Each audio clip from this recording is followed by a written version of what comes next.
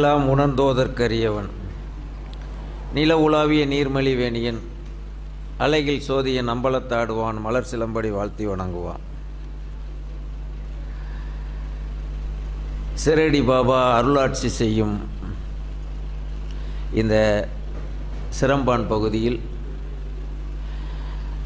நல்லதொரு ஆன்மீக பெருந்தையாக விளங்கி இப்படி ஒரு நல்ல இயக்கத்தை நடத்தி கொண்டிருக்கின்ற போற்றுதற்குரிய செல்லமுத்து அவர்களே, எம்மை ஒவ்வொரு ஆண்டும் இந்த நாட்டிற்கு அழைத்து இதுபோன்ற ஆன்மீக நிகழ்வுக்கு பெரிதும் காரணமாக இருக்கின்ற மலாக்காவை சேர்ந்த டாக்டர் ரமேஷ் குடும்பத்தார்களே, இங்கே வருகை புரிந்திருக்கின்ற ஆன்மீக பெருந்தகைகளே, சான்றோர்களே, தாய்மார்களே, எல்லோரும் எல்லா வளமும் நலமும் பெற்று பாபா அவர்களுடைய அருட்கருணை உங்களுக்கு கிடைக்க வேண்டும் என்று பிரார்த்தனை செய்து கொண்டு, நாங்களெல்லாம் ஒரு சொற்பொழிவாளராக நீங்கள் பார்க்கக்கூடாது. ஏனென்றால் வருடத்திற்கு பெரும்பாலான நாட்கள் நாங்கள் தவத்தில் தான் இருப்போம்.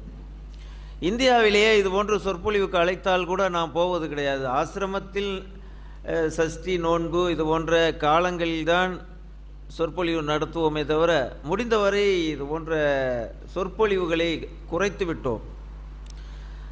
அதற்கு காரணம், தெரிந்து கொள்வதை விட நாம் அனுபவபூர்வமாக அதை அணுகுவது என்பது ரொம்ப முக்கியமானது என்பதனால் யாருக்கு அனுபவம் வேண்டும் என்று கருதுகிறார்களோ அவர்களுக்கு மட்டுமே இது போன்ற யோக வித்தைகளை நாம் கொடுக்கின்றோம். அது தொடர்ந்து ஒரு 12 ஆண்டுகளாக இந்த மலேசியா நாட்டுக்கு வருவதனால், இந்தியாவிலே தொடர்ந்து 6 மாத காலம் தவம் இருப்பதனால் கொஞ்சம் மடைமாற்றம் நிகழ வேண்டும் என்று உங்களை எல்லாம் பார்ப்பதற்கு ஒரு வாய்ப்புகள் கிடைத்திருக்கிறதை நினைத்து பெருமைப்படுகிறோம். இன்றைய தினம் ஒரு நல்லதொரு தலைப்பிலே தலைவர் அவர்கள் பணித்திருக்கிறார்கள். குருவருளும் திருவருளும். இந்த குருவருள் திருமூலர் காலத்திலேயே ஒரு சிந்தனை தோன்றியது. திருமூலர் ஆயிரக்கணக்கான ஆண்டுகளுக்கு முற்பட்டவர். அது வரலாற்று ஆசிரியர்கள் பல பேரும் அவருடைய காலத்தை கணிக்க முடியாத ஒரு நிலை இருக்கிறது. இறைவனை நேரடியாக வழிபாடு செய்வது சிறந்ததா, அல்லது இறைவனுக்கு செய்கிறது, ஒரு கோவிலை கட்டி வைக்கிறோம் அல்லது ஒரு அர்ச்சனை அபிஷேகம் செய்கிறோம் இறைவனுக்கு, அது சிறந்ததா, இல்லை குருமார்களை தரிசித்து குருமார்கள் மூலமாக நன்மை அடைவது சிறந்ததா என்று திருமூலர் காலத்திலேயே ஒரு சிந்தனை தோன்றியது. அப்போ அதுக்கு திருமூலர் ஒரு செய்தியை பதிவு செய்கிறார். நீங்கள் எல்லாரும் நல்லபடியாக அதை கேட்க வேண்டும். படமாட கோவில் பகவர்க்கு ஒன்று ஈயில், நடமாட கோவில் அது நம்பருக்கு ஆகாது. ஆனால் நடமாடும் கோவில் நம்பருக்கு ஒன்று ஈயில், படமாட கோவில் பகவர்க்கு அது ஆகுமே அப்படிங்கிற ஒரு செய்தியை புரட்சிகரமாக திருமூலர் பதிவு செய்கிறார். படமாட கோவில், நடமாடும் கோவில் அப்படின்னு 2 பிரிக்கிறார். இப்போ நம்ம கைலாயத்துக்கு போகிறோம், கையில் இறைவனை வணங்குகிறோம், திருவண்ணாமலை செல்கிறோம், திருவண்ணாமலை அண்ணாமலை நாதரை வணங்குகிறோம், இது படமாடர் கோவில். ஆனால் இப்பொழுது பாபாவை வணங்குகிறோம், திருமூலரை வணங்குகிறோம், இது மாதிரி குருமார்களை வணங்குகிறோம், இது நடமாடும் கோவில் அப்படிங்கிறார். இது படமாடும் கோவில், இது நடமாடும் கோவில். இப்போ இது 2ல் எது சிறந்தது அப்படின்னு அடுத்த நிலையை இது பண்றார். இப்போ படமாட கோவில் பகவர்க்கு ஒன்று ஈயில், ஆக கைலாயத்துக்கு போய் கையில இறைவனுக்காக செய்கிற தொண்டை விட நடமாடும் கோவிலாக இருக்கின்ற குருமார்களை அணுவது நல்லது அப்படின்னு சொல்றார். அதுக்கு என்ன காரணம் அப்படி சொல்லிட்டா போதுமா? ஏன்னா நடமாடும் கோவிலுக்கு ஒன்று ஈந்தால் அது படமாடும் கோவிலுக்கு போய் சேரும் அப்படிங்கிறார். அடுத்த வார்த்தை அதோட விடலை. இது 2ஐ விட நடமாடும் கோவிலாக இருக்கின்ற குருமார்களை அணுகுவது நல்லதுன்னு சொன்னதோடு அவர் விடலை. படமாட கோவில் பகவர்க்கு ஒன்று ஈயில், நடமாடும் கோவில் நம்பருக்கு ஒன்று ஆகா, நடமாடும் கோவில் நம்பருக்கு ஒன்று ஈயில், படமாட கோவில் பகவர்க்கு அது ஆகுமே அப்படிங்கிறார். இப்போ கைலாயத்தில் ஒரு தியாகம் செஞ்சீங்க அப்படின்னா நடமாடும் கோவிலாக இருக்கின்ற குருமார்களுக்கு அது போய் சேராது. ஆனால் குருமார்களுக்கு ஒன்று ஈந்தால் அது படமாட கோவிலாக இருக்கிற அந்த இறைவனுக்கும் அது சென்றடையும். ஏன் இந்த சிந்தனையை எழுதி வைக்க வேண்டிய அவசியம் அந்த திருமூலருக்கு ஏற்பட்டது? இப்போ நமக்குள்ளேயே பல பேர் இரண்டு விதத்தில் இருக்கிறாங்க. ஐயா வரும்போதே சொன்னார், இன்னைக்கு கர்மாவை பற்றி கொஞ்சம் அதிகமாக பேசணும் அப்படின்னு சொன்னார். ஏன்னா அது ரொம்ப எல்லாருக்குமே ஒரு குழப்பமான ஒரு நிலை. நாங்கள் எல்லாம் ஆன்மீகத்தில் சிறந்து விளங்குபவர்களாக இருக்கிறோம், இறைவனை எப்பொழுதுமே நினைத்திருக்கிறோம், பாபாவையே எந்த நேரமும் சிந்தனை செய்து கொண்டிருக்கிறோம். ஆனால் எங்களுடைய வாழ்க்கையிலே கஷ்டங்களும் குழப்பங்களும் இதெல்லாம் ஏன் ஏற்படுகிறது? இதுக்கு என்ன காரணம்? இதுக்கு என்ன முடிவு? இதற்கு நீங்கள் எந்த நூல்களை படித்தாலும் அதுக்கு தெளிவான ஒரு நிலைப்பாடு அதில் இருக்காது. இப்போ நான் உங்கள்கிட்ட பேச வருகிறோம் அப்படின்னா நீங்கள் புத்தகத்தில் படிக்க வேண்டியதையோ அல்லது ஏன்னா பல புத்தகங்களை எங்களை விட எல்லோருமே நன்றாக ஆய்வு செய்கிறவர்கள் நிறையா இருக்கிறீங்க. அனுபவபூர்வமாக பல ஆண்டுகள், நாம் கிட்டத்தட்ட ஒரு 35 ஆண்டுகள் தவத்தில் தான் அதிகமாக இருக்கிறோம். அந்த வகையில் இந்த கர்மா அப்படிங்கிறத பற்றி தெரிஞ்சு, ஏன்னா இந்த பயணத்திலே அதிகப்படியாக நான் பேசியது எது அப்படின்னா கர்மாவை பற்றி தான் பேசிக்கிட்டு இருக்கோம். எல்லா இடத்துலையும் கர்மா, அது கரெக்டாக எப்படி தெரிஞ்சது மாதிரி சொன்னாருன்னு தெரியல. அந்த அருளாளர் கர்மாவை பற்றி சொல்லுங்கள் அப்படின்னாரு. சந்தோஷமாக இருந்தது. நான் புறப்படும் பொழுதே, இந்தியாவை விட்டு புறப்படும் பொழுதே, இந்த ஆண்டு அதிகப்படியாக மக்களிடம் இந்த கர்மாவை பற்றி இந்த கர்மா தியரி புரிஞ்சுக்கிறதுங்கிறது ரொம்ப ரொம்ப கடினம். இப்போ நாமெல்லாம் என்ன நினைக்கிறோம்? இந்த உலகத்தில் வந்தோம், சந்தோஷமாக வாழுகிற வாழ்க்கை ஒன்று, இன்னொரு பக்கம் கஷ்டப்பட்டு வாழுகிற வாழ்க்கைங்கிறது ஒன்று. இது ரெண்டும் தெரியுது. இது நல்வினை. ஒரு மனிதன் நல்ல சந்தோஷமாக போகிறாரு, அவருக்கு தேவையானது அனைத்தும் கிடைக்கிறது, அது நல்வினைன்னு தெரியுது. ஒருத்தருக்கு வறுமை, கஷ்டம், துன்பம், துயரம் இப்படி இருக்கிறது. இந்த ரெண்டு வாழ்க்கையில் உள்ளபடியாக நம்மளுடைய நோக்கம் தான் என்ன அப்படின்னு குந்தி தேவியிடம், ஏன்னா இது மகாபாரதத்துக்கு கொஞ்சம் போனீங்க அப்படின்னா தான் உங்களுக்கு அது ஒரு விளக்கம் தெரியும். குந்தி தேவியிடம் கண்ணன் கேட்குறான், வாழ்க்கையில் நீங்கள் ரொம்ப கஷ்டப்பட்டீங்க. ஏன்னா குந்தி தேவி பிறந்ததுலேருந்து கஷ்டம்தான். அவங்க எவ்வளோ கஷ்டம் அப்படிங்கிறது மகாபாரதம் நீங்கள் படிச்சிங்களா தெரியும். ஆனால் இறைவனே போய் கஷ்டப்படுத்தினார். அது எப்போ அப்படின்னா, கர்ணனிடம் நீ வரத்தை வாங்கி ஆகணும். ஏன்னா கர்ணனிடம் ஒரு நாகாஸ்திரம் அப்படிங்கிறது மோசமான ஒரு அஸ்திரம் ஒன்று இருக்குது. அந்த அஸ்திரம் கட்டாயமாக அது அர்ச்சுனனை பழி வாங்குவதற்கு தயாராக இருக்குது. இப்போ ஒன்று கர்ணனை காப்பாற்றணும், இல்லைன்னா அர்ச்சுனனை காப்பாற்றணும். இந்த நிலையில் கர்ணன் எந்த பக்கம் போய் சேர்ந்துட்டான் அப்படின்னா, ஒரு துரியோதனன். ஏன்னா பாண்டவர்களுக்கு உரிய பங்கை அவன் கொடுக்காம அபகரிச்சிட்டான், ஒரு கெட்டவன் பக்கம் போய் சேர்ந்துட்டான். அப்போ எப்படியும் அர்ச்சுனனை காப்பாற்றணும் அப்படிங்கும்போது இதுக்கு என்ன ஒரு வழி அப்படின்னா, குந்தி தேவியை பிடிச்சி தான் நீ போய் கர்ணனிடம் அந்த வரத்தை வாங்க வேண்டும். சொன்னபடியே அந்த அம்மா எல்லாம் வரத்தை வாங்குறேன். நான் அதை சொன்னோம்னா என்ன, 1 மணி நேரம் தான் இருக்கிறது, மிக குறைச்சி, தண்ணியை குடிக்க மாட்டோம், பிரச்சனையே இல்லை. நான் 12 ஆண்டுகள் மலேசியாவுக்கு தண்ணீரே குடித்தது கிடையாது, இனி குடிக்க போகிறதும் கிடையாது. அது யோக சாதனை. நாங்கள் ஏதோ சொற்பொழிவு மற்றும் ஆற்றுகிற ஒரு சொற்பொழிவாளர் கிடையாது. யோக சாதனை 12 ஆண்டு ஆச்சு. இன்னமும் இது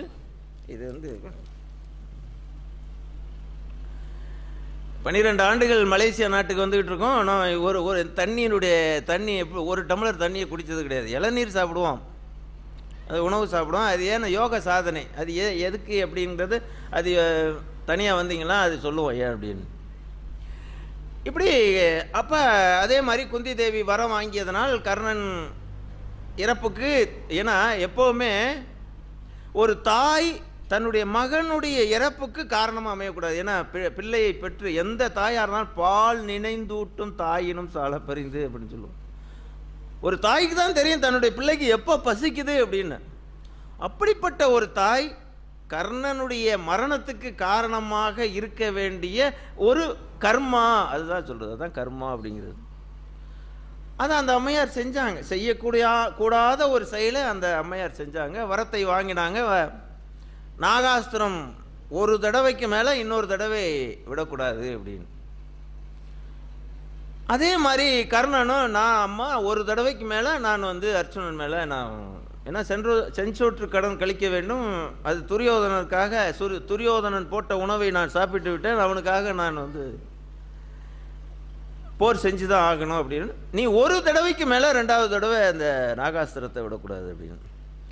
இங்கே நல்லா கவனிக்கணும், வாழ்க்கையில் ரொம்ப நுட்பமான ஒரு செய்தியை தெரிஞ்சனால வாழ்க்கையில் உங்களுக்கு வந்து குழப்பங்கிறது இருக்கார். கர்மான்னா என்ன அப்படிங்கிறது ஒரு தடவை சொன்னபடியே நாகாஸ்திரம் போகிறது.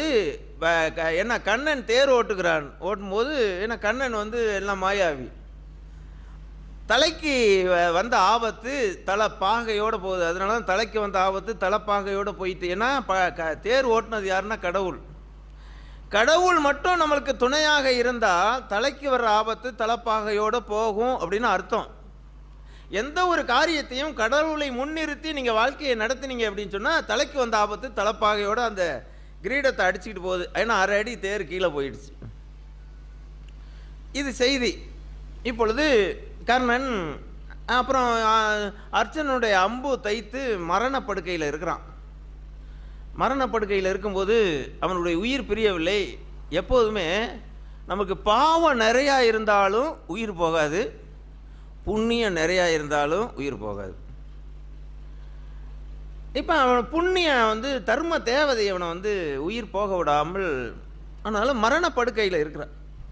அப்போ தான் கண்ணன் போய் உன்னுடைய புண்ணியத்தை நீ வந்து எனக்கு வந்து தானமாக கொடுக்க வேண்டும் சொல்லி இரத்தத்தில் அந்த புண்ணியத்தை அனைத்தும் தர்மமாக வாங்குகிறான்.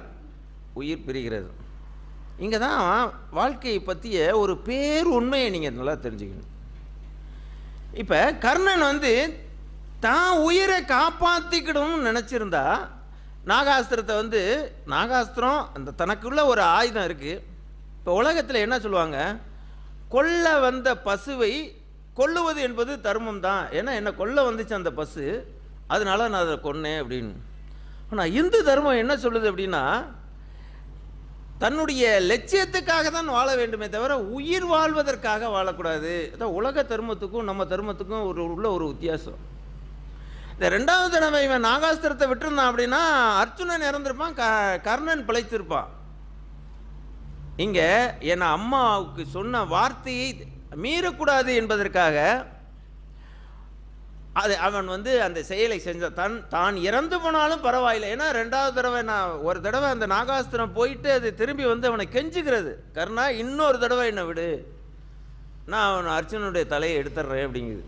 முடியவே முடியாது அப்படிங்கிறான். ஏன்னா அப்போதே தெரியும் நிச்சயமாக நாம் இறக்க போகிறோம் அப்படின்னு. இப்போ வாழ்க்கையில் இப்போ வாங்க, எது புண்ணியம் எது நல்வினை எது தீவினை? உலகத்தில் 2 தான். ஒன்று நல்ல காரியம் செய்யணும், கெட்ட காரியம் செய்யக்கூடாது. இதை தான் எல்லாருமே சொல்லி கொடுத்துக்கிட்டு இருக்காங்க. நல்ல காரியம் செய்யுங்க, ஆனால் கெட்ட காரியம் செய்யாதீங்க அப்படின்னு. இந்த நல்ல காரியத்துக்கும் அப்பாற்பட்டது என்பது தான் புண்ணியம். அதனால தான் உலகத்தில் பாவம் அப்படிங்கிறதுக்கு சின் அப்படிங்கிற ஒரு வார்த்தையை ஆங்கிலேயர்கள் சொல்கிறாங்க. ஆனால் புண்ணியம் அப்படிங்கிற ஒரு வார்த்தைக்கு இணையான வார்த்தை ஆங்கிலத்தில் இதுவரை கண்டுபிடிக்கவே இல்லை. ஏன்னா அவங்களுக்கு அது தெரியாது. அவங்க ஒரு நல்ல காரியம் உலகத்தில் செய்ய வேண்டும். இப்போ நல்ல காரியம் அப்படிங்கிறதுக்கும் புண்ணியம் அப்படிங்கிறதுக்கு என்ன வித்தியாசம் இப்போ நல்லா தெரிஞ்சுங்க. ஏன் நம்ம பாபாவை கும்பிடுகிறோம்? அதாவது நல்ல காரியம் அப்படின்னா எளிதாக சொல்லுவாங்க கிராமப்புறத்தில், தனக்கு மிஞ்சினது தான் தான தர்மம் அப்படின்னு ஒரு வார்த்தையை சொல்லுவாங்க. தான் சாப்பிட்டது போக மிச்சம் இருக்கிறது தான் தான தர்மம் ஒரு மனுஷன் செய்ய முடியும். அப்போ தனக்கு மிஞ்சினது தான தர்மம் அப்படின்னு இருக்கிற வாழ்க்கைக்கு பேர் என்ன அப்படின்னா அது நல்ல காரியம் செய்தது அப்படின்னு அர்த்தம். இப்போ நாம் எந்த ஒரு காரியம் செஞ்சாலும் பகவத்கீதையில் ரொம்ப அருமையான ஒரே ஒரு செய்தியை மட்டும் நான் சின்ன வயதிலேருந்து கடமையை செய் பலனை எதிர்பாராதே அப்படின்னு ஒரு வார்த்தை இருக்கிறது. இப்போ நீங்கள் எந்த செயலை செஞ்சாலும் அதுக்கு ஒரு பலன் வந்து சேரும். இப்போ செல்லமுத்து ஒரு சென்டர் வச்சுருக்காரு அப்படின்னா ஒரு நல்ல காரியம் பண்ணுறாரு, ரொம்ப உத்தமர் நல்லவர். உடனே எந்த ஒரு நல்ல காரியம் செஞ்சாலும் கை மேலே பலன் கட்டாயமாக வந்தே தீரும். மகாத்மா காந்தி இந்திய சுதந்திரத்துக்கு போராடினது அவர் சுதந்திரம் வாங்கி கொடுத்தாரு அப்படின்னு சொல்லி இந்திய நாட்டினுடைய ரூபாயிலேயே மகாத்மா காந்தி படம் இருக்கிறது. அப்போ அவர் செய்த செயலுக்கு பலன் கிடைத்து விட்டது. ஆனால் கீதை என்ன சொல்லுது? கடமையை செய் பலன் விளைவிப்பவன் ஆய்விடாதே. அதாவது நீ எந்த காரியம் செய்கிறீரோ அந்த காரியத்தின் மூலமா உனக்கு எவ்வளவு பயன் இருக்க வேண்டும் என்று எதிர்பார்த்து எதையும் செய்யக்கூடாது அப்படின்னு. இப்ப பாபா என்ன செய்தார்? அவர் வரலாற்றில் பெரிய அற்புதங்கள் நடந்தது. இதெல்லாம் மனிதர்கள் நாம பல கதைகளை சொல்றோம். அவருக்கு அது நடந்தது, அவருக்கு அவர் காப்பாற்றப்பட்டார், அந்த அடியாரை காப்பாற்றினார். ஆனா இதையெல்லாம் விட உங்களுக்கு தெரியாத பல நன்மைகளை பாபா செய்தார். அது என்ன? அந்த பலன் உங்களால் கண்டுபிடிக்கவே முடியாது, கண்டுபிடிக்க முயற்சியும் செய்ய முடியாது. அதான் மகான்கள் செய்கிறாங்க. அதனால தான் குரு தரிசனம் பாவ விமோசனம் அப்படின்னு சொல்லியிருக்கிறாங்க. நமக்கு தெரிந்ததெல்லாம் மிக மிக மிக சின்ன காரியங்களை மட்டும்தான் நாம் சொல்லுவோம். பாபா மூலமாக அவர் குணமடைஞ்சார், ஒரு நோயாளி குணமடைஞ்சார், வறுமையாளர் வறுமை தீர்ந்தது, இதெல்லாம் மிக மிக சின்ன காரியங்கள்.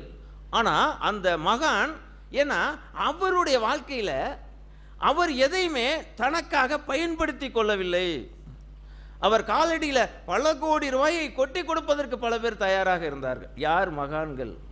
ஏன் மகான்களுக்கு அதிக முக்கியத்துவம் திருமூலர் சொல்லியிருக்காரு அப்படின்னா, யார்? மகான்கள். இப்போ எந்த ஒரு காரியம் செய்தாலும் அது நமக்கு நன்மை வந்துக்கிட்டே இருக்கும். நீங்கள் எந்த ஒரு காரியத்தை நினைங்க, அதுக்கு பேர் தான் நன்மைகள் பேர். நல்ல காரியம் செய்தார் அப்படின்னு. இந்த நல்ல காரியம் தான் உலகத்தில் இருக்க எல்லா மதமும் சொல்லுகிறது. இதுக்கு அப்பாற்பட்டது தான் புண்ணியம் அப்படிங்கிறது. இந்த புண்ணியம் அப்படிங்கிறது அந்த அந்த அந்த புண்ணியம் கர்ணன் செஞ்சான். அதுக்காக தான் கடவுளே யாசகம் கேட்டான். அவன் செஞ்ச புண்ணியம் என்னன்னா, தான் உயிர் போயிடும், 2வது தடவை நாகாஸ்திரத்தை இவன் நான் பயன்படுத்தலை அப்படின்னா, ஒரு அஸ்திரம் இருக்குது அதை நான் பயன்படுத்தலை அதனால உயிர் போகும் அப்படின்னா யார் தான் செய்யாமல் இருப்பாங்க? இப்போ நம்ம ஆன்மீக வாழ்க்கைங்கிறது எப்போ ஒரு 4 தடவை நம்ம பாபா சென்டருக்கு வந்த உடனே நமக்கு அது நடக்கணும் இது நடக்கணும்னு ஒரு எதிர்பார்ப்பு வந்துடுது. ஆனால் வாழ்நாளில் இத்தனை ஆண்டுகள் வாழ்ந்தாரே பாபா, தன்னுடைய வாழ்க்கையில் ஒரு நல்ல ட்ரெஸ் அணியணும் அப்படின்னு எப்பயாவது நினச்சாரா? யோசிச்சு பாரு. அவர் படத்தை பாருங்கள், அந்த இந்த துண்டு போட்டுப்பாரு, அதில் கிழிஞ்சு போனது சட்டையாக இருக்கும். ஒரு நல்ல சாப்பாடு சாப்பிடணும்னு என்னைக்காவது அவர் நினச்சாரா? இல்லை ஒரு நல்ல ஒரு பெரிய மண்டபத்தை கட்டிட்டு வாழணும்னு அவர் நினச்சாரா? இல்லை தனக்கு பின்னாடி ஒரு மிகப்பெரிய ஒரு கூட்டம் இருக்கணும்னு அவர் நினச்சாரா? இப்படி யார் நினைக்கவில்லையோ அவர்கள் மட்டும்தான் மகான்கள். அப்ப தனக்கு இருக்கிற திறமையை பயன்படுத்தி, உங்களுக்கு ஒரு திறமை இருந்துச்சு அப்படின்னா அந்த திறமையை பயன்படுத்தி உங்க வாழ்க்கை தரத்தை கூட்டிக் கொள்வீர்கள். ஆனால் மகான்கள் தன்னுடைய வாழ்க்கை தரத்தை, தன்னுடைய திறமையை பயன்படுத்தி, அவருடைய அருள் வல்லபத்தை பயன்படுத்தி அவர் நினைச்சிருந்தார்னா இன்னைக்கு உலகம் பூரா அவருடைய சீடர்களாக இருந்திருக்கும். அதை பற்றியெல்லாம் அவங்க கவலைப்பட மாட்டாங்க. அதனால தான் ரொம்ப அருமையாக சொல்லுவார். அதுதான் கடமையை செய். இங்கே பகவத்கீதையில் இந்த ஒரே ஒரு செய்தியை மட்டும், இந்த கர்மா தேரியை நீங்கள் புரிஞ்சுக்கணும். நம்மளுக்கு எதையுமே ஒரு எதிர்பார்ப்பு அப்படின்னு வந்துடும். ஒரு 4 தடவை கோயிலுக்கு போனோடனே உடனே நம்மளுக்கு நல்லது நடக்கணும்னு ஒரு எதிர்பார்ப்பு வந்துடுது. நான் அந்த குந்தி தேவியினுடைய கதையை சொல்லல. அப்போ கண்ணன் போய் அவன் ரொம்ப கண்ணனே அவனுக்கே ஒரு வருத்தம் கடவுளுக்கே ஒரு வருத்தம் ஏற்படுது. இந்த குந்தி தேவிக்கு இவ்வளோ பெரிய ஒரு சோதனையை கொடுத்துட்டோமே, தன்னுடைய மூத்த மகன் இறப்புக்கு அந்த அம்மையாரே காரணமாக ஆக்கி விட்டோமே அப்படின்ட்டு, அம்மையார் எதையாவது ஒரு வரத்தை கேளுங்கள் அப்படின்னு கேட்குது. அப்போ தான் அந்த அம்மையார் சொன்னாங்க, இப்போயாவது வரத்தை கேட்டிருக்கலாம்ல. அந்த அம்மையார் எதையாவது ஒரு நல்ல வரத்தை கேட்டிருக்கலாம்.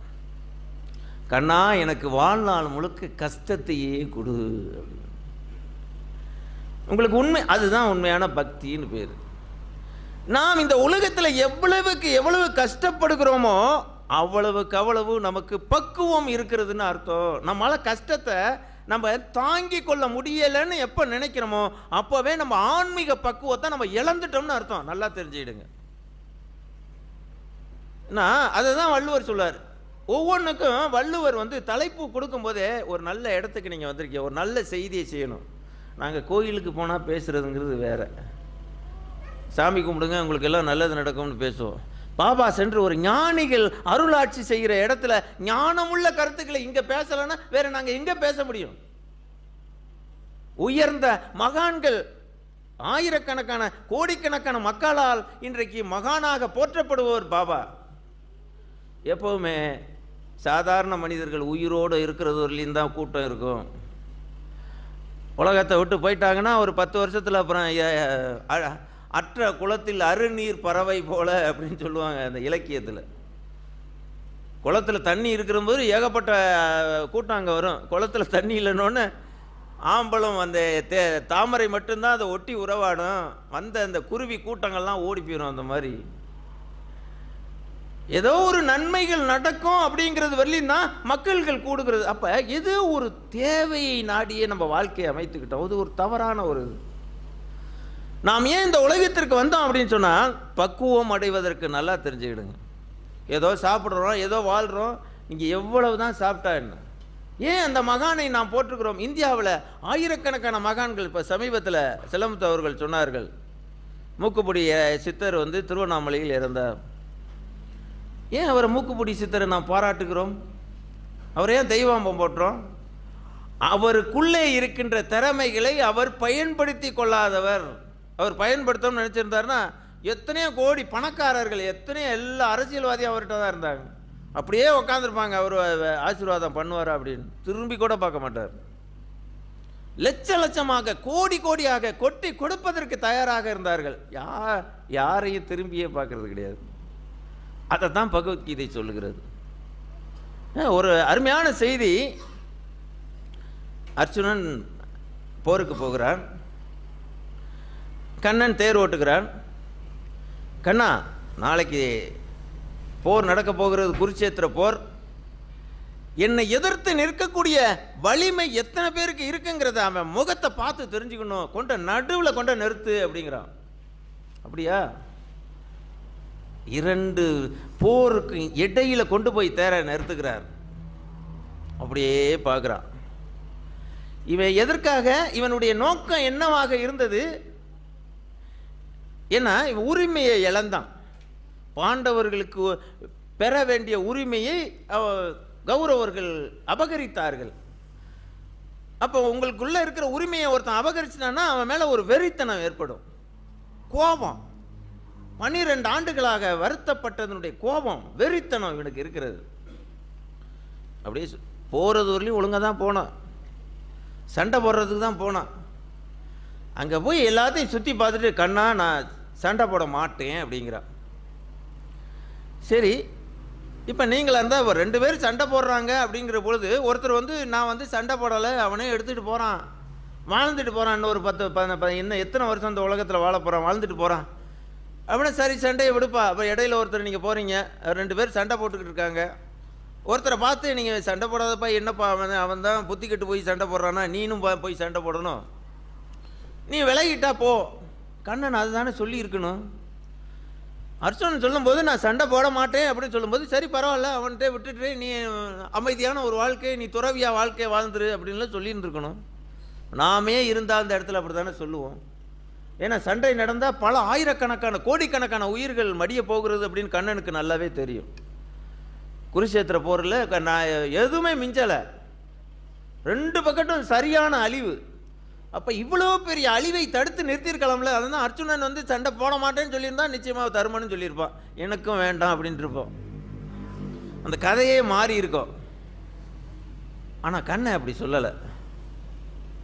உனக்கு ஏன்டா இந்த மாதிரி இந்த நேரத்தில் உனக்கு சோர்வு எங்கேருந்து வந்துச்சு அப்படின்னு கேட்குறாரு. நீ சண்டை போடணும்னு வந்த. அப்போ அவன் குழம்பிடுறான். என்ன கண்ணா, ஒரு சண்டை போட்டு என்னுடைய உரிமையை மீட்பதற்காக நான் வந்தேன், ஆனால் இங்கே வந்து வேண்டாம், அவங்களே எடுத்துக்கொள்ளட்டும், நாங்கள் கொஞ்சம் ஒதுங்கியே வாழ்ந்து கொள்கிறோம் அப்படின்னு நான் சொல்கிறேன். நீ என்னை ஆதரிப்பேன்னு நினைக்கிறேன், ஆனால் நீ வந்து சண்டை போடு அப்படின்னு சொல்கிறிய. கண்ணா எனக்கு ரொம்ப குழப்பம் வந்துருச்சு அப்படின்னா. அப்போ தான் பகவத்கீதைங்கிறது உருவாகுது. பகவத்கீதை என்ன சொல்லுது? அதுவரை இவன் அர்ஜுனன் சண்டை போடணும்னு நினைச்சது தனக்காக வாழ்ந்து கொண்டிருந்த வாழ்க்கை, தனது உரிமையை மீட்க வேண்டும்னு நினைக்கிறான். நாங்கள் வாழ வேண்டும் என்பதற்காக அவன் சண்டை போடணும்னு நினைச்சான். அதில் தான் அவன் அது மாதிரி யார் மனித வாழ்க்கையில் நான் வாழணும், எங்கள் குடும்பம் நல்லா இருக்கணும், அப்படின்னு நினைச்சு நீங்க செய்யற நல்ல காரியமாக இருந்தாலும் அது கெட்ட காரியம்தான் அப்படின்னு பகவத்கீதை சொல்லுது. அதை தான் அர்ஜுனன் நினைச்சான். அதுவரையும் பகவத்கீதை கண்ணன் உபதேசம் பண்ணவே இல்லை. நல்லா தெரிஞ்சுக்கிடுங்க. ஏன்னா ஒரு மனிதன் தனக்காக வாழ்கிறோம், தன் குடும்பத்துக்காக வாழ்கிறோம்னு நினைச்சு நீங்க ஒரு ஆன்மீகத்துக்கே போனாலும் அது ஒரு நல்ல காரியமாக ஆன்மீகத்தில் நிலை பெறாது. நல்லா தெரிஞ்சுக்கிடுங்க.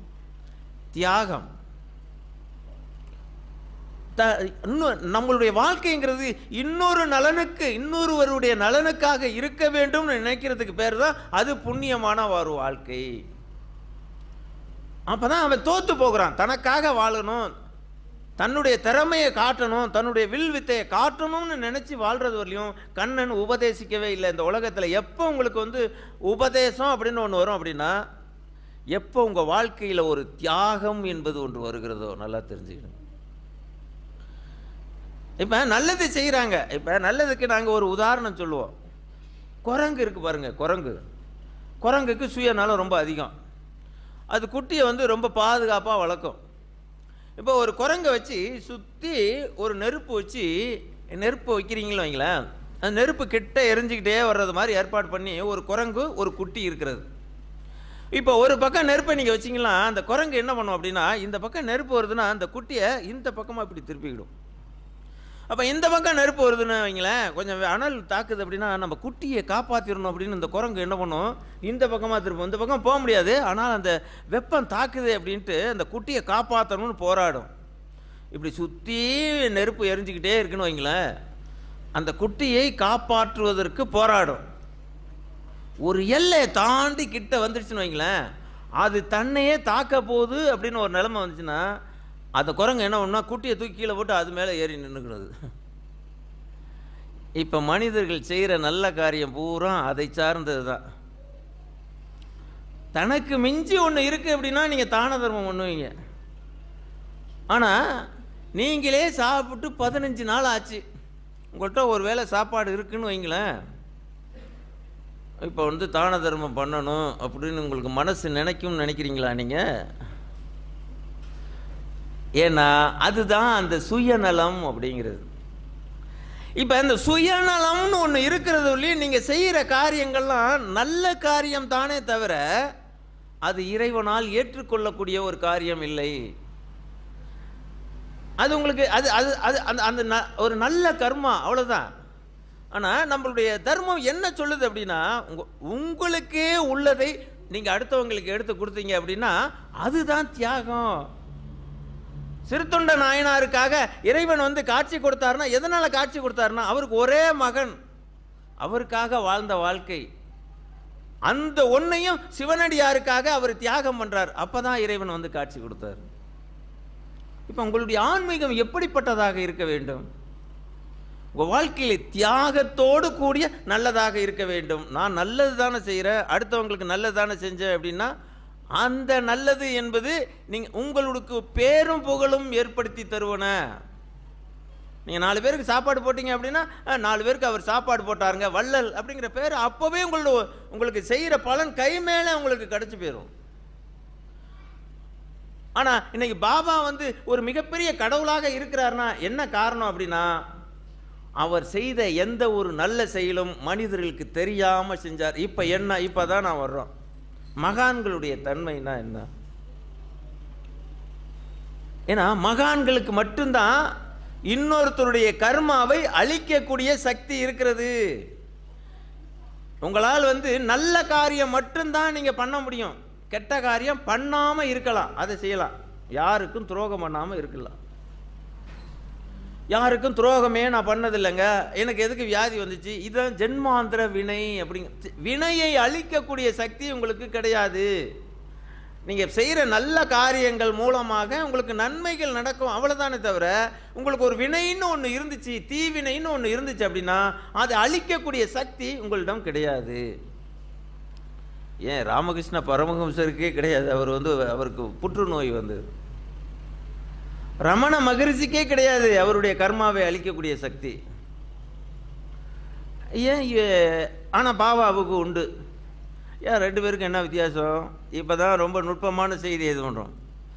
ராமகிருஷ்ண பரமஹம்சரால் செய்ய முடியாததை ஏன்னா நான் பேசுகிறது பூரா யூடியூப்லேயே வரும், பல ஆயிரக்கணக்கான மக்கள் கேள்வி கேட்பாங்க, நான் பதில் சொல்லி ஆகணும்.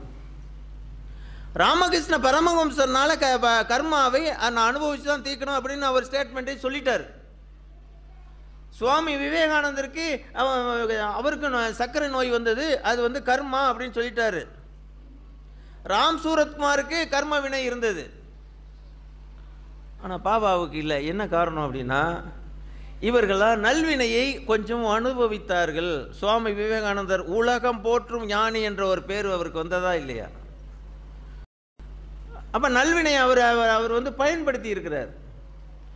அது ராமகிருஷ்ண பரமஹம்சர் ஒரு சிறந்த குரு அப்படிங்கிற ஒரு நல்வினையை பயன்படுத்தினார். ஆனால் பாபா எதுவுமே அவருடைய திறமை யார்ட்டையும் பேசினாரா? அவர் யார்கிட்டையுமே எதுவும் வாங்கி சாப்பிட்டாரா? இல்லை அவர் வாழ்க்கை தரத்தை உயர்த்தி கொள்வதற்கு ஏதாவது முயற்சி செஞ்சாரா? அப்போ யாருக்கு இந்த வினையை போக்கக்கூடிய சக்தி இருக்குன்னா, தன்னை உணர்ந்த தத்துவ ஞானிகள். அதை தான் திருமூலர் சொல்றார். இந்தியாவில் ஆயிரக்கணக்கான சித்தர்கள் ஞானிகள் எந்த ஒரு சுகபோகங்களுடைய வாழ்க்கையும் விரும்பாமலே வாழ்நாள் முழுக்க வாழ்ந்திருக்காங்க. ஏன் அவங்கெல்லாம் ஏன் கிறுக்குத்தனமாக இருந்தார்கள் நீங்கள் கேட்கலாம். நான் இந்த தடவை அதிகமாக எச்சிலை பொறுக்கி ஆறுமுக சுவாமிகள் அப்படின்னு ஒருத்தர் காரைக்குடிக்கு போனீங்கன்னா பார்க்கலாம். வாழ்நாள் முழுக்க யாருக்கிட்டையுமே சாப்பாடு வாங்கி சாப்பிட்டதே கிடையாது. நம்ம சாப்பிட்டுட்டு மிச்சம் போடுற இலையில் இருக்கிற மிச்ச சாப்பாடை எச்சி இலையில் இருக்கிறத எடுத்து சாப்பிட்டுட்டே வாழ்நாள் முழுக்க வாழ்ந்தார். ஏன் அவர் என்ன கிறுக்கனா? எனக்கு சாப்பாடு கொடு அப்படின்னு ஒருத்தர்கிட்ட கேட்டால் கோடிக்கணக்கில் கொண்டு குவிப்பதற்கு தயாராக இருந்தாங்க. எப்பவுமே இந்த நல்வினையை யார் பயன்படுத்தவில்லையோ நல்லா தெரிஞ்சுக்கிட்டு, தனக்கு உரிய திறமையை யார் பயன்படுத்த விரும்பாமல் இருக்கிறார்களோ அவர்கள் அடுத்தவருடைய கர்மாவை எடுக்கக்கூடிய ஒரு சக்தி இருக்கிறது. பாபா பல பேருடைய கண்ணீரை துடைத்தார். ஆனால் தன்னுடைய கண்ணீரை துடைப்பதற்கு அவர் ஒரு நிமிடம் கூட எப்போதும் சிந்தித்ததே கிடையாது. அப்படிப்பட்ட பாபாவை நீங்கள் நினைக்கிறீர்கள் என்றால் உங்களுடைய சிந்தனை எப்படிப்பட்டதாக இருக்க வேண்டும்? ஒரு வருஷம் 6 மாதம் பாபா சென்டருக்கு வந்தோடனே நம்மளுக்கு இவ்வளோ கஷ்டம் ஏன் வருது அப்படின்ட்டு நீங்கள் ஒரு எதிர்பார்ப்போடு இருந்தீங்கன்னா நம்மளுடைய தரம் என்ன ஆகுறது? தியாகம் வாழ்க்கையில் எவ்வளவுக்கு எவ்வளவு. உத்தாலகன் அப்படின்னு ஒரு மகாபாரதத்தில் ஒரு செய்தி வரும். கண்ணன்கிட்டே பக்கத்திலே இருந்தோம், ஆனால் எந்த ஒரு வரமும் கேட்கவே இல்லை. என்னப்பா என்கிட்டயே நீ உத்தவன் அவன் பேர், இந்த உத்தமா நீ என் பக்கத்திலேயே இருக்கிற, எனக்கு தொண்டு பண்ணிக்கிட்டே இருக்கிற, ஒன்று கூட வாழ்க்கையில் இது வேணும் அது வேணும்னு கேட்காமலே இருந்திய. எதையாவது ஒன்று நீ கேட்டிருக்கலாம்னு நான் எதிர்பார்த்தேன், நீ கேட்கவே இல்லை. ஆனால் இப்போயாவது எதாவது ஒன்று கேட்கலாமா நீ அப்படின்னு. எனக்கு ஒன்றும் வேண்டாங்கண்ணா, ஆனால் எனக்கு ஒரே ஒரு சந்தேகம், அதை மட்டும் தீர்த்துட்டீன்னா போதும் அப்படின்னு. என்ன கேளு அப்படின்னு. ஆமாம், நீ நினச்சிருந்தீன்னா இந்த மகாபாரதத்தில் இந்த சூது ஆடும்போதே நீ தடுத்து நிறுத்தியிருக்கலாமே. அப்போவே நீ தர்மன்கிட்ட ஒன்று சொல்லியிருந்து சூதாட போவாதேன்னு சொல்லியிருந்தீன்னா இது இவ்வளோ பெரிய கதை வந்திருக்காதே. இதுக்கு அவன் 5 பேரும் இவ்வளோ கஷ்டப்பட்டு அவனை அவன் காட்டில் அனுப்பி 12 வருஷம் உள்ளர அவன் தனித்து மறைஞ்சி இருந்து துரியோதனன் கடைசியில் போருக்கு நடந்து இவ்வளவு ஆயிரக்கணக்கான லட்சக்கணக்கான பேர் செத்து போய் இதெல்லாம் தேவையா? அதுதான் கண்ணா என்ன உறுத்திக்கிட்டே இருக்கு அப்படின்னு. இதுதான்ப்பா கர்ம வினை. இதில் அவன் கெட்டவனாக இருந்தாலும் துரியோதனன் ஆனால் கெட்டவனாக இருந்தாலும் அவன் ரொம்ப கெட்டிக்காரன். ஏன்னா தனக்கு சூதாட தெரியாது அப்படிங்கிறத அவன் நல்லா தெரிஞ்சு வச்சுருந்தான். இப்போ நம்மள நல்லவர்கள் பல பேர் இருப்பாங்க, ஆனால் தனக்கு எது தெரியும் அப்படிங்கிறது தெரியாத நல்லவர்களாக இருப்பாங்க. அந்த மாதிரி அவன் கெட்டவனாக இருந்தாலும் நம்மளுக்கு சூதாட தெரியாது அப்படிங்கிறத அவன் நல்லா தெரிஞ்சு வச்சுருந்தான். இவன் தர்ம நல்லவன், நம்மளுக்கு சூதாட தெரியாது அப்படிங்கிறத அவன் தெரியாமல் இருந்திருந்தாப்பா. அது ஒரு பிரச்சனை. அடுத்து சரி அவன் தான் தெரியாதவனாக இருக்கான், அவனுக்கு போய் நீ ஏதாவது ஒரு ஆலோசனை சொல்லியிருக்கலாம்ல. இல்லையே, அவன் இப்போ துரியோதனன் சொன்னான், எனக்கு பதில் நான் சூதாட மாட்டேன், எனக்கு பதில் என் மாமே சகுனி சூதாடுவான்னு சொல்லிட்டான். அந்த மாதிரி தர்மன் எனக்கு பதிலாக கண்ணன் சூதாடுவான்னு சொல்லியிருந்தான்னா கதையே வேற மாதிரியாக மாறி இருக்கும். அதை அவன் சொல்லலை, சரி விடு, அவனுக்கு தெரியலை, சொல்லலை. நான் வெளியில் போய் நின்னேன். இப்போயாவது நம்மளை வந்து கண்ணன் அதாவது தோத்துக்கிட்டே இருக்கும்போது அவன் என்ன நினச்சிருக்கான், கண்ணா என்னை காப்பாற்று அப்படின்னு சொல்லியிருந்தானா நான் நேராக உள்ளார போயிருப்பேன். நான் சூதாடுறது கண்ணனுக்கு தெரியவே கூடாதுன்னு நினச்சானா. நான் இங்கே சூதாடுறது மனைவி மக்கள் எல்லாரையும் வச்சு சூதாடுறது கண்ணனுக்கு தெரியவே கூடாது அப்படின்னு நினச்சானா. நான் எப்படி போய் அவனை காப்பாற்றுறது? இதாண்டா வினை அப்படின்னு. இப்படி மனித வாழ்க்கையில் நம்ம ஒவ்வொருவருக்கும் ஒரு வினைன்னு ஒன்று இருக்கும். அது கடவுளே இருந்து காப்பாற்றணும்னு நினைச்சாலும் அது முடியாது. அதை நீங்கள் அனுபவிச்சு தான் தீர்க்க வேண்டும். இப்போ நான் சொல்லுகிற கதையை வச்சு உங்கள் வாழ்க்கையை நீங்கள் அப்படியே ஒப்பிடணும். நான் படுற கஷ்டம் எல்லாம் பாபாவுக்கு தெரியாதுன்னு நினைக்காதீங்க, தெரியும். தர்ம மாதிரி போய் மாட்டிக்கிட்டு நம்ம நம்ம கர்ம வினை அது அதை அனுபவிச்சு தான் தீர்க்கணும் அப்படின்னு ஒரு நிலை இருக்கும். ஏன்னா சில வினைகளை நான் அனுபவிச்சு தான் தீர்க்க வேண்டும். ஆனால் ஒன்றே ஒன்று நல்லா தெரியும், மகான்கள்கிட்ட இருக்கும்போது நம்மளுடைய கர்ம வினையை நினைத்து தான் நம்ம சலித்து கொள்ள வேண்டுமே தவிர நம்ம கர்ம வினையை இன்னும் ஏன் பாபா நீக்கவில்லை என்ற ஒரு வார்த்தையை நீங்கள் சொன்னீங்கன்னா நீங்கள் குவாலிஃபைடு பர்சன் கிடையாது. அதை மட்டும் நல்லா தெரிஞ்சு இன்னொரு தடவை அழுத்தமாக இப்படிப்பட்ட ஒரு வலிமையான வல்வினை துதிப்போர்க்கு வல்வினை போகும். ஏன்னா பெரிய பெரிய மகான்களே மிகப்பெரிய ஒரு கஷ்டத்தை அனுபவிச்சாங்க. நீங்களாம் ஏமாத்திரம். திருவண்ணாமலையிலே எத்தனை பேர்? விசிறி சாமியார் இருந்தார், அவருக்கே கேன்சர் வந்து விட்டது. ரமண மகரிஷி மிகப்பெரிய மனிதர்களே கர்ம வினையை அனுபவிச்சு தான் தீர்க்கணும் அப்படின்னு சமாதானமாக வாழும்போது நீங்கள் 4 தடவை கைலாயத்துக்கு போன உடனே கைலாய இறைவன் நம்மளுடைய பாவத்தை தீர்க்கலையே, நான் இவ்வளோ கஷ்டப்படுறேனேன்னு சொல்லி நீங்கள் சலித்து கொள்கிறீர்கள் என்றால் அப்போ நம்ம தர்மத்தை நம்ம இன்னும் சரியாக புரிஞ்சுக்கல அப்படின்னு அர்த்தம். மகாபாரதம் ராமாயணம் படிக்கிறதுக்கு உங்களுக்கு வாய்ப்பு இல்லை அப்படின்னா இது போன்ற நுட்பமான செய்திகளை உங்களுக்கு உணர்த்துவதற்காக நாங்கள் அதை நீங்கள் பயன்படுத்தி கொள்ளணும். இங்கே பரவாயில்ல, இங்கே சொன்ன உடனே இவ்வளோ பேர் அமைதியாக நீங்கள் கேட்டுக்கிட்டு இருக்கீங்க. ஏன்னா இது போன்ற நுட்பங்கள்லாம் புரிந்து கொள்ள முடியாது. நீங்கள் எவ்வளோ தான் மகாபாரத தொடர்களை நீங்கள் பார்த்தாலும் அதை ஒன்றோட ஒன்று ஒப்பிட்டு பார்க்கும்போது தான் அதனுடைய ரகசியங்கள் ஏன் கண்ணன் போய் புண்ணியத்தை அனைத்தும் கேட்டான் வாங்கினான். அப்போ கடவுளே உங்கள்கிட்ட நிற்கக்கூடிய ஒரு சக்தி வர வேண்டும் என்றால் முதல்ல அதனால் எவ்வளவு அடுக்கி வரினும் அழிவிலான் உற்ற இடுக்கண் இடும்பைப்படும் அப்படிம்பார் வள்ளுவர். வள்ளுவர் இடுக்கண் அழியாமை அப்படிம்பார் அந்த அதிகாரம். இப்போ அன்பு உடைமை அப்படிம்பார், அருள் உடைமை அப்படிம்பார். இதெல்லாம் உடைமை பொருள். இடுக்கண் அப்படின்னும் போது அது அழியாமை. வாழ்க்கையில் துன்பம் என்பது இரண்டரை கலந்தது. அது என்றைக்குமே நம்மளை விட்டு துன்பங்கிறது இப்போதைக்கு இருக்கிற துன்பம் போயிடணும்னு நினச்சிங்களா அடுத்து ஒரு புரட்டாசி அப்போ பெருசாக ஒன்று வரும். வாழ்க்கையில் கஷ்டப்படுவதற்கு நாம் என்றைக்குமே தயங்கக்கூடாது. அதை தாங்குகின்ற மன வலிமையை உண்டாக்கி கொள்ள வேண்டும். அப்போ எப்போ நீங்கள் வலிமையை நீங்கள் உண்டாக்கிட முடியும்? நீங்கள் படிக்கிறதுனாலெல்லாம் வலிமையை உண்டாக்கிட முடியாது. கஷ்டம் வந்தது அப்படின்னா அந்த கஷ்டத்தை தாங்குகிற மன வலிமை குருமார்கள் கொடுக்க முடியும். அந்த பாபா முகத்தை நீங்கள் பார்த்துட்டு போனீங்க அப்படின்னா பரவாயில்ல, பாபாவே அவ்வளவு திறமை இருந்தோம், அவருக்கு அவ்வளவு அற்புதம் செய்யக்கூடிய வலிமை இருந்தும் தனக்கு எதையுமே பயன்படுத்திக்கிடாமல் வாழ்ந்தாரே. அப்போ அப்படி இருக்கிற மகான்களே அப்படி வாழும்போது அவர் கஷ்டத்தில் தானே வாழ்ந்தார். அவர் என்ன பெரிய பெட்டு மெத்தையிலே வாழ்ந்தார்? எவ்வளோ கஷ்டத்தை உருவாக்கிக்கிட்டார். அதனால தான் மகான்கள் எப்படி வாழ்வாங்க, மை வருத்தம் பாரார்.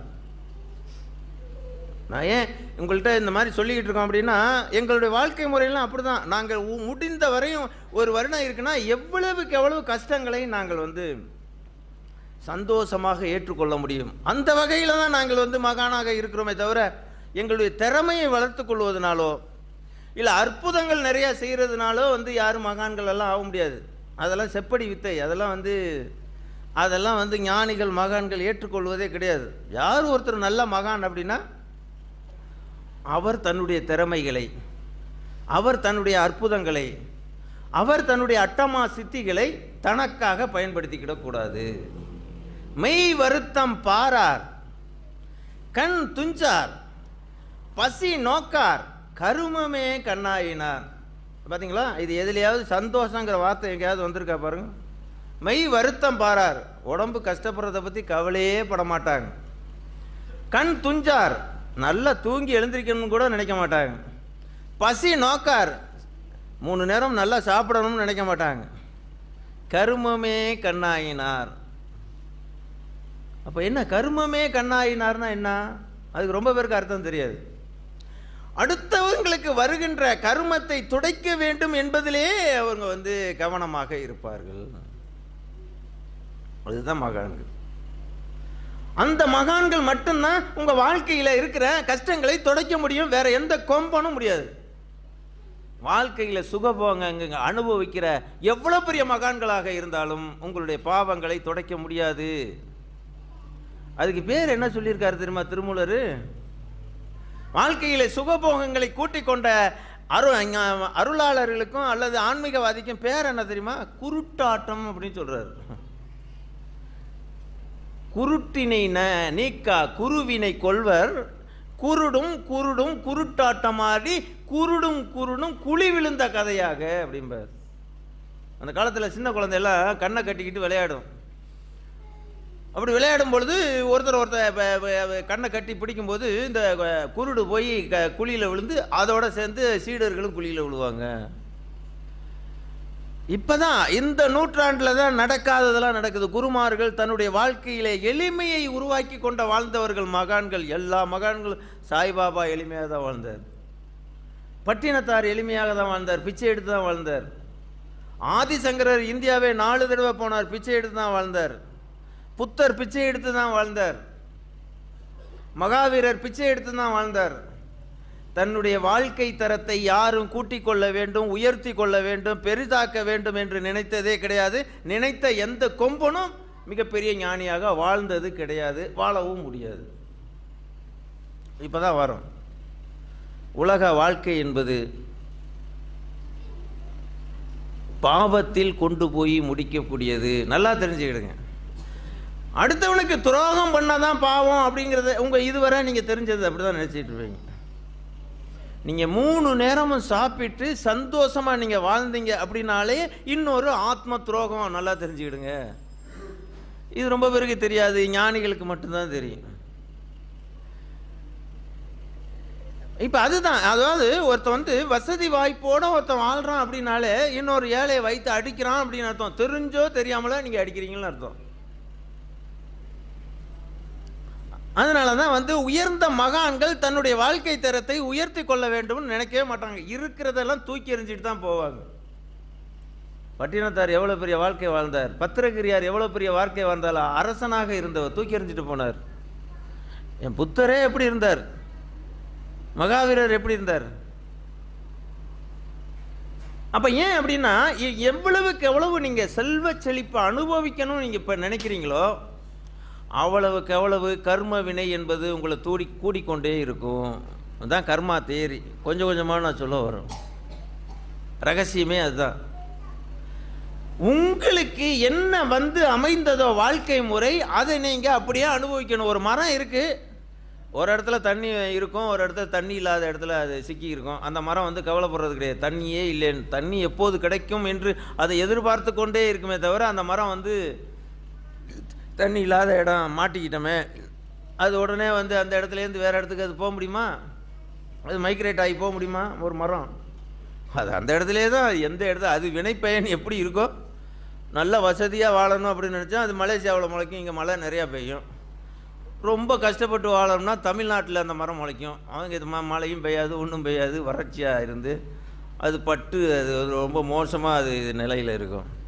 அதுக்காக தமிழ்நாட்டு மரமெல்லாம் ஒரு போர்க்கொடி தூக்குறதே கிடையாது. இறைவா, ஏன் எங்களுக்கு மட்டும் அந்த மலேசியாவில் உள்ள மரங்கள்லாம் நல்லா பசுமையாக இருக்கு, அது சிரம்பாலில் இருக்கிற மரம் இன்னும் ரொம்ப புண்ணியம் செஞ்ச மரம், நிறையா மழை பெய்யுது இங்கே, அது நல்லா செல்வ செழிப்பாக இருக்கு.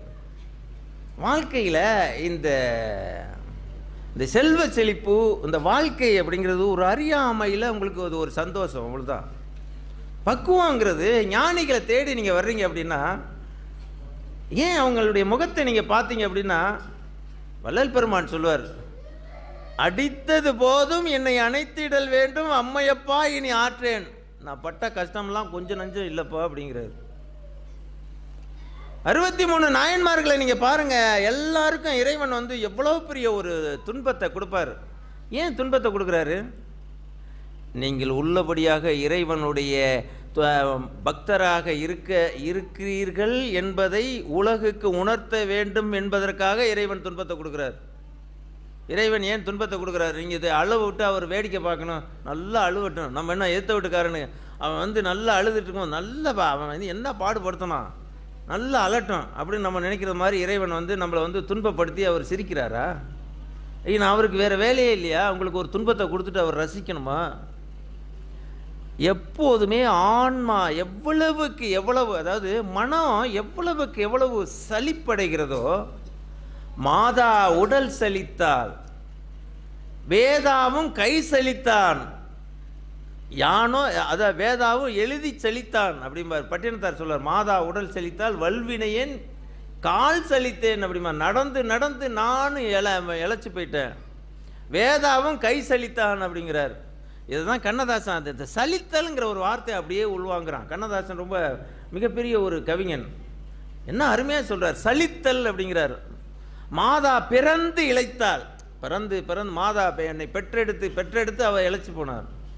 வேதாவும் கை சலித்தான், வேதா வந்து எழுதி எழுதி இவன் எத்தனை தலையெழுத்து எத்தனை பிறவி தான் இவனுக்கு எழுதுறது. விந்தது நூறி வந்தது காயம் வெந்தது கோடி இனிமேலோ விண்டு விடாமல் உண்பதமேவும் விஞ்சையர் போல அடியேனும். விந்தது நூறி வந்தது காயம் வெந்தது கோடி, கோடிக்கணக்கான பிறவிகள் பிரம்மா எழுதி எழுதி கை சலிச்சு போயிட்டானா. இதை கவிஞன் உள்வாங்கிட்ட ஒரு அழகா இது பண்ணா, பெற்றவள் உடல் சலித்தால் பேதை நான் கால் சலித்தேன், படைத்தவன் கை சலித்து ஓய்ந்தானம்மா. அருமையாக பாடுறான் பாருங்க. இந்த சலித்தல் அப்படிங்கிறது இருக்கு பாருங்க, வாழ்க்கையில் இது ரொம்ப ரொம்ப ஆன்மீகத்துக்கு தேவை. நீங்கள் அனுபவிக்க அனுபவிக்க என்ன ஆகும் அப்படின்னா வெறி உண்டாகும். இது இல்லாமல் இருக்கக்கூடாது. பெரிய பணக்காரர்கள்லாம் எங்கள்கிட்ட ஆசீர்வாதம் வாங்க வருவாங்க. அப்போ என்ன சொல்லுவாங்கன்னா, இந்த பணக்கார இந்த நிலையை விட்டு நாங்கள் எப்போதுமே இறங்கிடக்கூடாது, இதுக்கு எங்களுக்கு ஆசீர்வாதம் பண்ணுங்க அப்படிம்பாங்க. நீங்கள் எவ்வளவுக்கு எவ்வளோ உலக பொருள்களை அனுபவிக்கிறீர்களோ அந்த அளவுக்கு வெறித்தனம் ஏற்படும், அடிமைத்தனம். அது இல்லைன்னா எங்களால் இருக்க முடியாது. இப்போ சாதாரண கார் வாங்குறீங்க, உங்களுக்கு நீங்கள் மெர்சிடிஸ் பென்ஸ் கார்லேயே போய் பழக்கப்பட்டீங்கன்னு வைங்களேன், சாதாரண கார் புரோட்டான் காரில் அடுத்து போகிறது மாதிரி இருந்தால் அது எவ்வளோ பெரிய கேவலமாக இருக்கும். ஆனால் ஒரு சைக்கிளில் போகிறவங்களுக்கு ஒரு புரோட்டான் காரில் போகிறதா இருந்தால் பெரிய சந்தோஷமாக இருக்கு, ஆகா நம்ம சைக்கிளில் போயிருந்தோம் புரோட்டான் கார் வந்திருக்கே அப்படின்னு. இதே நீங்கள் வந்து பென்ஸ் காரில் பெரிய காரில் நீங்கள் போயிட்டீங்க அப்படின்னா கீழே இறங்கலாம் முடியாது.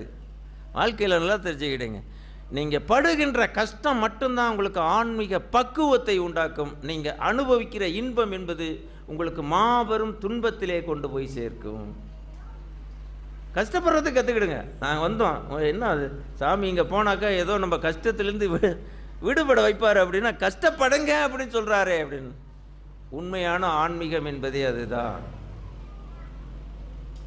ஏன்னா எல்லாத்துலேயும் சலிப்பு என்பது ஒன்று வரணும். வாழ்க்கையில் எப்போ சலிப்பு வரும்? கஷ்டங்கள் நிறையா இருந்தால் தான் பக்குவம் என்பது வரும். நீங்கள் பாருங்கள், நல்ல சுகபோகமாக வாழ்பவர்களுக்கு இருக்கிற மனித நேயமும் ரொம்ப கஷ்டத்தில் இருக்கிறவங்களுக்கு இருக்கிற மனித நேயமும் ரெண்டுக்கும் வித்தியாசம் இருக்கும். அந்த ரொம்ப கஷ்டத்திலே இருக்கிறவங்களுக்கு மனித நேயம் ரொம்ப அதிகமாக இருக்கும். ரொம்ப லக்ஸுரியாக வாழ்கிறவங்களுக்கு இந்த மனித நேயங்கிறது இருக்கவே இருக்காது. ஏன் தெரியுமா? அதுதான் பக்குவம். ஏன்னா அந்த தாய்க்கு தான் தெரியும். இந்தியாவிலலாம் நீங்கள் வந்தீங்கன்னா ரொம்ப கஷ்டத்தில் இருப்பான். நான் ஒரு தடவை உண்மையாக நடந்த சாய்பாபா சென்டரில் சொல்கிறோம். ஒரு நாள் மாலை ஒரு சாமியார் ஒருத்தர் வந்தார், எலும்பு தோளாக இருந்து வர்றார். வந்த உடனே, சாமி நான் இந்த உங்கள் ஆசிரமத்தில் தங்கிக்கிறேன் அப்படின்னாரு. பாவம் தங்கிக்கிடுங்க, தங்கி காலையில் போங்க அப்படின்னு. சரி அப்படின்ட்டு ஒரு மாலை ஒரு 5 மணிக்கு வந்தார். தங்கினவர் 6 மணிக்கு ஆளை காணோம். 6 மணிக்கு பிறகு ஊரில் போய் அதுக்கு பிறகு இப்போ வீட்டுக்கு வீடு பிச்சை எடுத்து அந்த அரிசியை கொண்டு போய் விற்றுட்டு 1 லிட்டர் பால் வாங்கிட்டு பால் தூக்கோட வர்றாரு. சாமி இதை சாப்பிடுங்க அப்படின்னார். ஆட பாவத்தை, நாமே அவரை பார்த்து இறக்கப்படுறோம். அவர் சாமி உங்களுக்கு நீங்கள் இப்போ சாப்பிடாமல் இருக்கிறீங்களே, இந்த பாலை உங்களை பார்த்த உடனே நீங்கள் அப்போ சஷ்டி விரதத்தில் இருந்தோம். சஷ்டி விரதம் ரொம்ப கடுமையான விரதம் இருந்தோம். என்ன சாமி சாப்பிட்டீங்க அப்படின்னாரு. ஒன்றும் இல்லை, விரதம் இப்போல்லாம் சாப்பிட்றதில்ல அப்படின்னு. சரி, ஒன்றும் சாப்பிட்றதில்லன்னு அவருக்குள்ளே திடீர்னு இன்ட்யூஷன், இப்படி பட்னியாக இருக்காரே, பால் சாப்பிடுவாரே அப்படின்னு. நான் பாலுமே சாப்பிட மாட்டோம், சஷ்டி விரதம் வந்துச்சுன்னா தண்ணி தான் குடிப்போம். இப்போ எதுவுமே சாப்பிடலை அப்படின்னு உடனே அவரே பிச்சை எடுக்கிறாரு. அவருக்கே வயசு 60 வயசுக்கு மேலே இருக்கும். அவருக்கு சாமி சாப்பிடலையே அப்படின்ட்டு ஒரு கருணை. அந்த கருணைங்கிறது எதில் வருது தெரியுமா? கஷ்டப்படுறதுல தான் கருணைங்கிறது வரும். நீங்கள் அனுபவிக்கிற சுகத்தில் கருணைங்கிறது வரவே வராது. அது நடிக்கிற கருணை. நல்லா தெரிஞ்சுக்கிடு. வள்ளல் பெருமானுக்கு கருணை வந்தது எதனால் வந்துச்சு? அவர் பட்னியாக கிடந்தார். வாடிய பயிரை கண்ட போதெல்லாம் வாடினேன், பசியால் இளைத்தே வீடு தோறும் அந்த இறந்து உண்பவரை கண்டு நானும் உளம் பதைத்தேன் அப்படின்னு சொல்றார். ஈடின் மாணிகளாய் ஏழைகளாய் நெஞ்சு இளைத்தவரை கண்டு நான் இளைத்து போனேன் அப்படின்னார். எப்படி ஒரு நஞ்சு இழைச்சி போனவங்களை பார்த்து நானும் இழைச்சி போனேன்னு யாராவது சொல்ல முடியுமா? ரொம்ப பாவங்க அவர் அப்படின்னு தானே நீங்கள் சொல்லுவீங்க. ஒரு இளைத்து போனவரை கண்டு நானும் இழைச்சி போயிட்டேன் அப்படின்னா என்ன அர்த்தம்? எவ்வளவு கருணை அவருக்குள்ளே இருந்திருக்கும். அப்போ எதனால் அந்த கருணை வந்துச்சு? அவர் கஷ்டப்பட்டார், அவர் பட்டினி இருந்தார். அது மாதிரி தான் நீங்கள் ஒரு கருணையாளராக வாழ வேண்டும் என்றால், நீங்கள் ஒரு பக்குவம் உள்ள மனிதர்களாக வாழ வேண்டும் என்றால், நீங்கள் இந்த வினையிலிருந்து தப்பிக்க வேண்டும் என்று நினைத்தால் நிச்சயமாக கஷ்டப்படுவதை கண்டு கலங்கக்கூடாது. நல்லா தெரியும். அந்த ஒரு பாடத்தை நீங்கள் எடுத்துக்கணும். ஏன்னா நம்மை தவிர வேறு யாரும் இங்கே சொல்ல முடியாது. சொன்னால் என்ன, நீங்கள் நல்லா சொல்லமுத்து இருக்காரு, அவர் சொல்ல முடியாது. நீங்கள் நல்லா வசதி வாய்ப்பாக இருக்கிறீங்க, கஷ்டப்படுறதுக்கு யாரும் கலங்கக்கூடாது அப்படின்னு சொன்னாக்க கேட்க மாட்டாங்க. ஏன்னா நாங்கள் கஷ்டத்தை உருவாக்கி கொண்டு வைத்திருக்கிறோம். ஒவ்வொரு தடவை நீங்கள் வாங்க 6 மாதம் நாங்கள் எவ்வளோ கஷ்டப்படுத்திக்கிறோம் அப்படின்னு. ஆனால் கலங்க மாட்டோம். நல்ல செய்தியை நல்லா தெரிஞ்சுக்கிடுங்க. இந்த சென்டருக்கு வந்தோம் அப்படின்னா எவ்வளவுக்கு எவ்வளவு உங்களுடைய பக்தியையும், எவ்வளவுக்கு எவ்வளவு உங்களுடைய தியாகத்தையும், எவ்வளவுக்கு எவ்வளவு குருவையும் நீங்கள் மதிக்க வேண்டுமோ அதைத்தான் செய்யணுமே தவிர நம்ம கஷ்டம் அதுக்காக கஷ்டத்தை தாங்க முடியலை அப்படின்னா வேண்டுதல் வைக்கலாம். வேண்டத்தக்கது அறிவோயினி வேண்டம் முழுதும் தருவோயினி. தாங்க முடியாததை வள்ளல் பெருமானே வச்சிருக்காரு. அடித்தது போதும் என்னை அணைத்திடல் வேண்டும், அம்மையப்பா இனி ஆற்றேன், என்னால் தாங்க முடியலன்னு சொல்லலாம். அதற்காக ஏன் இன்னமும் என் வினை தீரலை அப்படிங்கிற கேள்வியை நீங்கள் கேட்கக்கூடாது. உங்களுடைய வேண்டுதலை நீங்கள் வைக்கலாம். பாபா நான் ரொம்ப கஷ்டப்பட்டிருக்கேன், ரொம்ப நஞ்சு போயிட்டேன், ரொம்ப துன்பப்பட்டு போயிட்டேன், என்னை தாங்கிறதுக்கு வலிமை இல்லை, மனசில் வலிமை இல்லை, கொஞ்சம் போக்கிட்டா நல்லது அப்படின்னு வேண்டுதல் வைக்கலாமே தவிர இத்தனை தடவை நான் வந்துட்டேன் இன்னமும் என்னை நீக்கலையே அப்படின்னு மட்டும் சொல்லக்கூடாது. ஏன்னா அது ஒரு தர்மம் அல்ல. ஆனால் விரலுக்கு தகுந்த வீக்கம் அப்படின்னு ஒன்று இருக்கு. அவங்களுக்கு ஏற்ற அவங்களுடைய கஷ்டம் அவங்களுக்கு புரியும். உங்கள் முகத்தை பார்த்தாலே தெரியுது யார் எவ்வளோ பெரிய கஷ்டத்தில் வந்திருக்கிறீங்க அப்படின்னு. முகத்திலே எழுதியிருக்கோம் எல்லாருமே யாருக்கு எவ்வளோ கஷ்டம் அப்படின்னு. அது பார்த்தாலே தெரிஞ்சிடும், நீங்கள் மறைக்கவெல்லாம் முடியாது. கஷ்டம் இருக்குது. அதுவும் நம்ம தமிழர்களுக்கு உலகம் பூரா கஷ்டம்தான். தமிழ்நாட்டில் இருக்கிற தமிழர்களுக்கும் கஷ்டம். அங்கே இருக்க மழை இல்லை, இது இல்லை, இப்போ சுனாமி அது இதுன்னு இது கச்சா புயல்னு ஒரே 100 தென்னை மரத்தை இது சுத்தமாக நம்மளுக்கெல்லாம் அந்த தரமட்டமாக அடித்து போட்டு போயிடுச்சு. கஷ்டம் துயரம் தமிழ்நாட்டிலையும் இருக்கிறது. நம்ம தமிழர்கள் இலங்கையிலும் கஷ்டப்படுகிறார்கள், மலேசியாவில் இருக்கிற தமிழர்களும் கஷ்டப்படுகிறார்கள், உலகத்தில் இருக்கிற எல்லா நாட்டிலையுமே கஷ்டப்படுகிறாரு. ஏன் நம்ம கடவுள் என்ன சொல்லுது? நீ சந்தோஷமாக இருப்பது என்பது நோக்கம் இல்லைப்பா, உன் கணக்கை முடிச்சுட்டு நீ இறைநிலையை அடைய வேண்டுங்கிறதுக்காக தான் வந்திருக்க, அதனால் கஷ்டப்படுறதுக்கெல்லாம் கவலைப்படாதே அப்படின்னு நம்ம தெய்வம் சொல்லுது. ஏன்னா நம்ம தெய்வம் மட்டும்தான் இந்த 3வது மறுபிறவி என்ற ஒன்றை நம்ம மட்டும்தான் சொல்லிக்கிட்டு இருக்கிறோம். இப்போ அவங்கெல்லாம் சொல்கிறது கிடையாது. இந்த மறுபிறவின்னு ஒன்று சொன்னால் தான் இந்த மனம் உடம்பு. அப்போ அவங்க ரெண்டு பற்றி தான் பேசுவாங்க. உடம்பு மனசு அப்படிங்கிற ரெண்டை பற்றி தான் பேசுவாங்க. அதனால தான் இந்த ரெண்டை சொன்னாங்க. மனத்தளவில் நீங்கள் நல்லது செய்யுங்க, அயலார்களுக்கு நல்லதே செய்யுங்கள் அப்படிம்பாங்க. மனம் எப்போதுமே தனக்கு ஒரு சேஃப்டியாக இருக்கிறது வரலையும் தான் நல்லது செய்யும். குரங்கு மாதிரி தனக்கு தேவையானதுக்கு போகும், மிச்சம் இருந்துச்சு அப்படின்னா நம்ம எல்லாம் தனக்கு மிஞ்சினது தான தர்மம். இந்த கோட்பாடை எல்லாருமே மனசில் வச்சுருப்பீங்க. ஆனால் தன்னுடைய அதை இருந்தால் தான் தான் உயிரை காப்பாற்ற முடியும் அப்படின்னு நிலைமை இருக்கும்போது யாரும் அடுத்தவங்களுக்கு கொடுக்கறது கிடையாது. அப்படியும் கொடுக்க வேண்டும் என்பது தான் ஆன்ம சாதனை, ஆன்ம உருக்கம்னு பேர். அதுக்கு பேர் அந்த ஆன்ம உருக்கம் அப்படிங்கிறது வாழ்க்கையில் வரணும். அவர்களால் முடிந்த வகையில் அதை தான் கடமையை செய், பலனை விளைவிப்பவன் ஆகிவிடாதேன்னு அர்த்தம். அது பலனை எதிர்பாராதே அப்படின்னு தப்பாக அதை எழுதி வச்சுட்டாங்க. பலனை எதிர்பார்க்காதே அப்படின்னா என்ன வேணாலும் செய்வான், அது என்ன நடக்குதோ அதை பற்றி கவலை இல்லை அப்படின்னு அர்த்தம் கிடையாது. இவன் கடமை அந்த விளைவிப்பவன் அப்படின்னு சொன்னால் அந்த கடமை அப்படின்னா குந்தி தேவிக்கு இவன் வரத்தை கொடுத்தான். 2வது தடவை அந்த நாகாஸ்திரம் விடலை அப்படின்னா தான் உயிருக்கு ஆபத்துன்னு அவனுக்கு தெரியும். தான் உயிரே போனாலும் பரவாயில்ல, கொண்ட கொள்கையிலிருந்து விலகுவதில்லை அப்படின்னு வாழ்ந்தாங்க. அதுபோல ஒரு கொண்ட கொள்கையிலிருந்து நம்ம விலகக்கூடாது.